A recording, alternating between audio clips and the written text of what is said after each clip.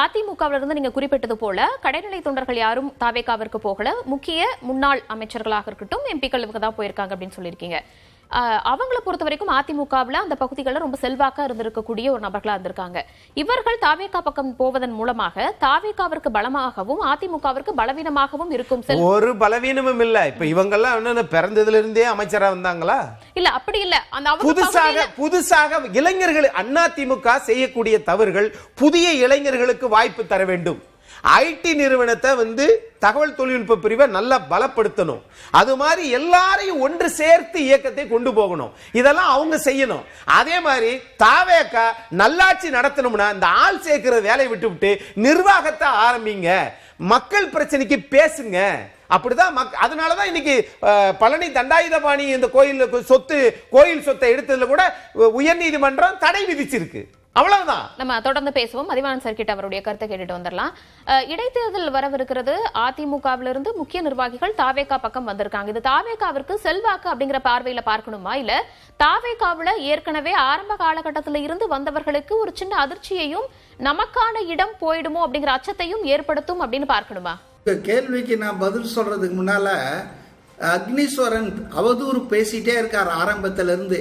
ஏதோ பழனி தண்டாயுதபாணி கோயில் சொத்து 100 கோடி 100 கோடி, இதை நடவடிக்கை எடுத்ததே அறநிலையத்துறை தாங்க. இந்த மோசடியை அறநிலையத்துறை தான் வழக்கு போட்டு இன்னைக்கு வெற்றி பெற்று 4-5 நாள்லயே இந்த கொள்ளையை தடுத்து இருக்கிறது. ஆக அவதூறா பேசிட்டு இருக்காதீங்க. அதே போல இந்து அறநிலையத்துறைக்கு ஒருத்தரை போட்டாங்க. அவர் என்ன அப்படின்றா அவருடைய ஜாதி மதத்தெல்லாம் இவர் இருக்கிறாரு. ஆனால் இந்தியாவில் 1947க்கு அப்புறம் அமைந்த எந்த ஆட்சியிலும் எந்த மாநிலத்திலும் இல்லாத அளவுக்கு ஒரு 22% SC ST அந்த ஊழியர்களுக்கு தோழர்களுக்கு அமைச்சரவையில் இடம் கொடுத்திருக்கிறார் விஜய். இது மாதிரி யாராவது செய்திருக்கிறார்களா திராவிட கட்சிகள்? சும்மா ஒப்புக்கு சப்பான்னு ஒரு ஆளை வச்சுக்குவாங்க, அது ஒரு ஷோக்காக. ஆனா இன்னைக்கு முக்கிய துறைகள்லாம் இன்னைக்கு SC ST அவங்கக்கிட்ட அமைச்சர்கள் கிட்ட கொடுத்துருக்காங்க. ஸோ அதனால அவர் பேசுறது அத்தனையும் அவதூறாகத்தான் நான் பார்க்கிறேனே தவிர அதுல எந்த விதமான சப்ஸ்டன்ஸும் இல்லைங்க. அடுத்தது நீங்க கேட்ட கேள்வி என்னன்னா, இடைத்தேர்தல்கள் நடக்குமா? நடந்தாலும் நல்லது, நடக்கலனாலும் நல்லதுங்க. வின் சிச்சுவேஷன் தான் மிஸ்டர் விஜய்க்கு. ஏன்னா இன்னைக்கு 234 பேர் கொண்ட சட்டமன்றத்தில் பெரும்பான்மைக்கு 118 வேணுங்க. ஆனா இன்னைக்கு 7 வேகன்சி இருக்குங்க. அப்ப பெரும்பான்மை என்பது அது போல குறைஞ்சிரும். 216 215 இருந்தாலே போதும். அப்ப அவர் கையில ஏற்கனவே இருக்கிறது. அவருக்கு ஒன்றும் பெரிய, அது நடந்தால் வெற்றி, நடந்தால் 7லும் ஜெயிக்க போறாரு. அதுல ஒன்றும் சந்தேகமே இல்லை. அதிமுக அந்த தொகுதிகள் சட்டமன்ற உறுப்பினர் இல்லாம தொடருது அப்படின்னா தொகுதிகளினுடைய வளர்ச்சிக்கு அது சரியான பாதையாக அமையுமா? அதாவது ஜம்மு காஷ்மீர்ல 3 வருஷம் சட்டமன்றமே இல்லாம இருந்தது. புரியுதுங்களா? பல மாநிலங்கள்ல 6 மாசம்லாம் சட்டம், மணிப்பூர்லாம் சட்டமன்றமே இல்லாம வருஷ கணக்கில் இருந்தது. அதனால ஒரு தொகுதியில ஒரு MLA அது துரதிருஷ்டம் தான். ஆனா அதுக்கு தாவேக அரசோ மாநில அரசோ எந்த வகையில காரணம்? தேர்தல் ஆணையம் நடத்தணும்னு முடிவு பண்ணாங்க. அதிமுக காரங்க தானே வழக்கு போட்டு திரும்ப அங்க தோல்வி வந்துடும், தாங்கள் போய் தாங்க ஜெயிச்ச தொகுதியிலெல்லாம் தாவேக ஜெயிச்சிரோன்ற பயம் காரணமாக தேர்தல் இல்லைன்னா அவங்க என்ன சொல்லணும்? செல்வாக்கு ஒன்றும் சரியில்லை, தாவேகாவுக்கு 60 நாள்லயே மக்கள் ஆதரவு குறைஞ்சிடுச்சுன்றாங்கல்ல.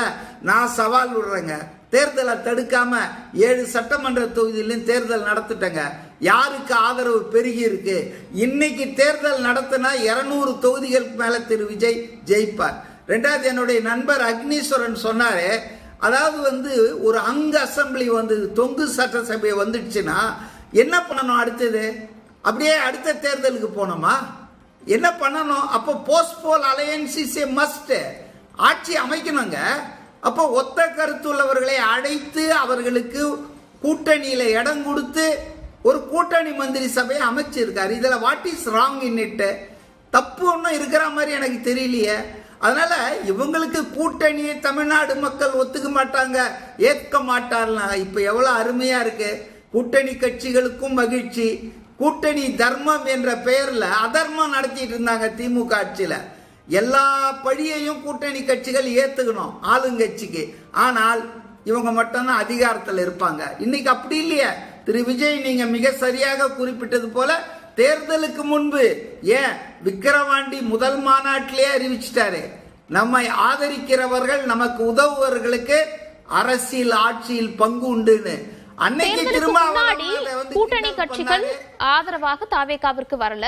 இந்த வெற்றிக்கு பின்னால வந்ததுனாலதான் இப்போ எதிர்கட்சிகளினுடைய விமர்சனம் அதிக அளவுல இருக்கிறது இல்லையா? எங்க வெற்றிக்கு பின்னால வருவதை தவிர வேற வழி இல்லைங்க. அங்க அசம்பிளிங்க திருப்பி இன்னும் ஆளுநர் ஆட்சியை கொண்டு வந்துடலாமா? இல்ல மறு தேர்தல் என்ன சொல்றார் அக்னீஸ்வரன்? இவ்வளவு பேர் ஓட்டு போட்டிருக்காங்க, 108 சீட்டு, ஒரு 10 சீட்டு கம்மியாகுது. அப்ப மற்றவர்கள் அவரை ஆதரிக்கிறவங்களை வச்சு அவர் மந்திரி இப்ப ஆளுநர் 5 நாள் இழுத்தாரு இல்லைங்க, மே 4ஆம் தேதியில இருந்து 9ஆம் தேதி வரைக்கும். ஏன் இழுத்தாரு? 118 என்கிட்ட காட்டுங்க. அது அவர் வேலை கிடையாது, அது அவர் பொறுப்பு கிடையாது. இருந்தாலும் அப்படி பண்ணாரு. ஆனாலும் 120 பேர் கொண்ட லிஸ்ட விஜய் கொடுத்த பிறகுதான் அவரை அமைச்சரவை அமைக்க அழைத்தாரு. அதனால அவருக்கு பெரும்பான்மை இல்லைன்னு எவ்வளவு நாளைக்கு சொல்லிட்டு இருக்க போறாங்க? அதிமுகவில் இருந்து முக்கிய முகங்கள் தாவேகாவிற்கு வந்திருக்காங்க. வந்தவங்க எல்லாத்துக்குமே அனுபவம் அதிகமாக இருக்கிறது. பணம் பலமாக இருக்கட்டும், லோக்கல் இருக்கக்கூடிய அந்த செல்வாக்கு அப்படிங்கிறதுமே அதிகமாக இருக்கு. இதன் மூலமாக தாவேகாவில் இருப்பவர்களுக்கு, ஆரம்ப காலத்திலிருந்து பயணிச்சவர்களுக்கு ஒரு அச்சம் ஏற்படுமா? நமக்கான இடம் இல்லாம போயிருங்கிற ஒரு எண்ணம் வருமா? அச்சம் ஏற்படுவது இயற்கை தானங்க. அவங்க ரசிகர் மன்றமா மக்கள் இயக்கமா தொடர்ந்து பயணித்திருக்கார்கள். ஆனா அது ஒண்ணுமே போதுமா? அரசியலுக்கு இது மட்டும் போதாது, அதுவும் தேவை. இன்னும் நிறைய அனுபவம். இப்ப உள்ளாட்சி தேர்தல் வரப்போகுதுங்க. உள்ளாட்சி தேர்தலில் விஜயுடைய முகத்தை காட்டி அவர் முதலமைச்சர் ஆகணும்னு சட்டமன்றத்தில் ஓட்டு கேட்டாங்க. இப்ப யார் மேயர் ஆகணும், யார் அங்க பஞ்சாயத்து யூனியன்ல பிரசிடென்ட் ஆகணும், யார் முனிசிபல்ல சேர்மன் ஆகணும்னு சொல்லணுமே, அதுக்கு விஜய் தான் அதையும் சொல்லுவாங்களா? நிச்சயமாக செல்வாக்கு பெற்ற உள்ளூர் தலைவர்கள், 2ஆம் கட்ட தலைவர்கள் தேவை எல்லா அரசியல் கட்சிக்கும். அது அதிமுக இருந்து வர்றவங்களுக்கு மூலம் கிடைக்குதுன்னா கரும்பு தின்ன கூலியா? அது என்ன கஷ்டம்? அதிமுக வருபவர்கள் மூலமாக தாவேகா வரக்கூடிய நாட்களையும் தேர்தல்களையும் பலமடையுது, பலப்படுத்துவதற்காக இப்படி வந்தால் ஓகே அப்படின்னு எடுத்துக்கணுமா? எல்லா அரசியல் கட்சிகளும் அப்படிதாங்க செய்வாங்க. அதாவது தேர்தல் அரசியல்ல ஈடுபட்டிருக்கிற எல்லா அரசியல் கட்சிகளும் யாரை வேண்டுமானாலும் சேர்த்துக்குவாங்க. நான் தான் சொன்னேன், வைத்தியலிங்கத்தை சேர்த்துக்கல, ஓபிஎஸ் சேர்த்துக்கல, மனோஜ் பாண்டியனை சேர்த்துக்கல. எவ்வளவு பேருங்க திமுக சேர்த்து இருக்குது எலெக்ஷனுக்கு ஒரு 6 மாசத்துக்கு முன்னால. அதனால எந்த அரசியல் கட்சியும் மற்றவர்கள் நம்ம கட்சியில இணைவதை எப்பவுமே சேர்த்துக்குவாங்க, அதுல தப்பே கிடையாது. ஆனா நான் என்ன சொல்ல விரும்புறேன்னா, நீங்க கேட்ட கேள்விக்கு சில பேருக்கு ஏமாற்றம் இருக்கலாம். தாவேகாவே 2.5 வருஷம் கட்சி. உங்களுக்கு தெரியாத உண்மை என்னன்னா, 48 எம்எல்ஏக்கள் இன்னைக்கு 108ல இருக்காங்கல்ல, அவங்க எல்லாம் ஒரு வாரத்துக்கு முன்னால தாவேகாவில் சேர்ந்தவர்கள், ஒரு நாளைக்கு முன்னால தாவேகாவில் சேர்ந்தவர்கள், வேறு கட்சியில் வாய்ப்பு கொடுக்கலன்னு வந்தவங்க தான்.